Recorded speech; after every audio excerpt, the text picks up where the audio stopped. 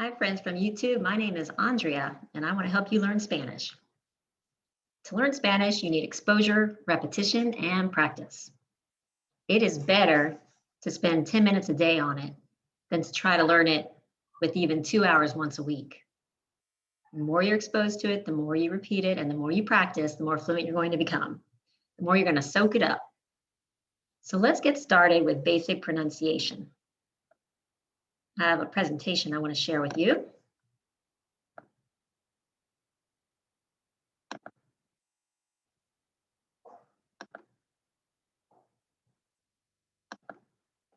The most important thing is the sound of the vowels. If you say your vowels correctly, you will be understood. If you don't say your vowels correctly, you will not be understood. The vowel sounds are extremely consistent, unlike in English, where it depends on what word it's in. And that makes it easier. There's just 5 sounds. A, E, I, O, U. These sounds are short. You don't breathe through them and drag them out like you would in English. But there are some sounds in English that are similar, like the A in father, a, or the A in they, the E in me, the O in no, or the U in boo. But again, don't drag it out, don't breathe through it. It's a short sound. A, E, I, O, U. Here are some examples of how consistent the sounds are. Once you've got them, you've got them. Mañana, barata, para, tapas. Try saying them after me. Pepe, bebé, me, te, le, se, merece. Chico, tico, nido, pido, no, loco, coco, poco, tú, su, pudo, uno. So if you've got A, E, I, O, U, you are well on your way to becoming fluent in Spanish.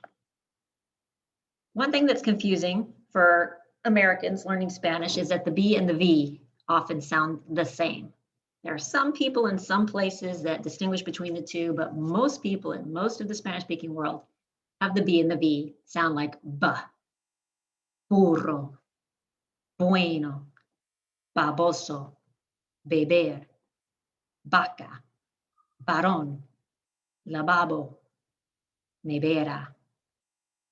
So if you hear a B sound, until you've seen the word written, you won't know whether it's a B or a V that you're hearing. The double L makes a Y sound. The single L makes an L sound, like la. But the double L sounds like y, tortilla, llamo, callar, llegar, yo, Yolanda, trayendo, cayendo. You can't hear the difference. They're pronounced identically. Now, if you meet somebody from Argentina, they'll make both those sounds the same to each other, but different from other regions of the Spanish-speaking world. It's more like a zh, tortilla, llamo, callar, llegar, yo, Yolanda, trayendo, cayendo. But most people I've met in the United States, from Mexico, Colombia, Peru, Spain, they'll say it like the Y. Tortilla, llamo, callar, llegar. Now the R is the hardest sound because it has 2 variants. One's a tap and one's a trill. So for the tap, it's not that's English. Spanish, you take the tip of your tongue and you touch it to the hard palate on the top of your mouth behind your teeth. Ere, ere. So I'm just tapping the tip of my tongue. Ere, ere. Some Americans think it sounds like a D. We're going to talk about how it's different from the D in just a moment. But just think about the tip of your tongue on the palate, on the roof of your mouth, behind your teeth. Caro, para, pero. Then if you have two R's and you want to roll it, you put the tip of your tongue on the ridges behind your teeth and you blow over it. R, r, r, r. So my tongue is vibrating. I'm blowing over it. I'm holding it loosely on the ridges and making it vibrate. R, r, r, r. Carro, parra, perro. You also want to roll the R if it's at the beginning of a word. Even though it's not a double R, because it's at the beginning of the word, it's rolled to get the word started. Ramos, Roberto, Raúl. Now this is really important because it can change the meaning of a word.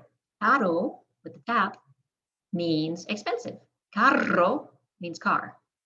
Para means for or in order to. Parra is somebody's last name. Pero means but, as in I want to, but I can't.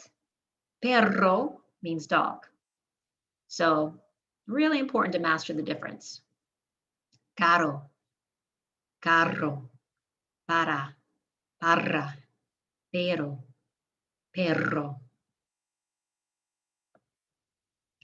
Now, to distinguish it from the D has the tongue against the back of the teeth.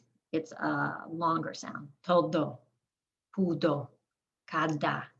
My tongue is touching the back of both of my teeth, the top and the bottom. Todo, pudo, cada. Versus my tongue touching the top of my mouth. Todo, pudo, cara. And again, this can change the meaning of the word. Todo, the D, means all. Todo means bowl. Pudo means he could. Puro means pure. Cada means each or every. Cara means expensive. Or it can refer to la cara, your face. The G can sound like G, which is how we often use it in English. So it sounds like G when it's followed by A, O, or U. Gato, goma, gusto, guitarra, guerra, paga. But the G can also sound like a throaty H if it's followed by an I or an E. Gente, gerente, gigantesco, gitano. Gente, gerente, gigantesco, gitano. So you can just make it like an H or a throaty H. In Spain, it's throatier, more Arab sounding. Gente, gerente, gigantesco, gitano. You're going to run into a lot of regional variances. But again, you got your vowel sounds right, you're going to be universally understood. All right, now the G can also make a gua sound if it's followed by this U with the two little dots over it, or if it's followed by a UA or a UO. So the two little dots over the U make it a W sound when followed by an E or an I. And then you don't need those dots if it's followed by an A or an O. Bilingue, lingüística, pingüino, lengua, guardar. The J sounds like that throaty H, the same sound that the GE and the GI make. Jota, Jorge, jamás, jícama, bajo, pájaro, mujer, ojalá. So it's never J, it's always Jota.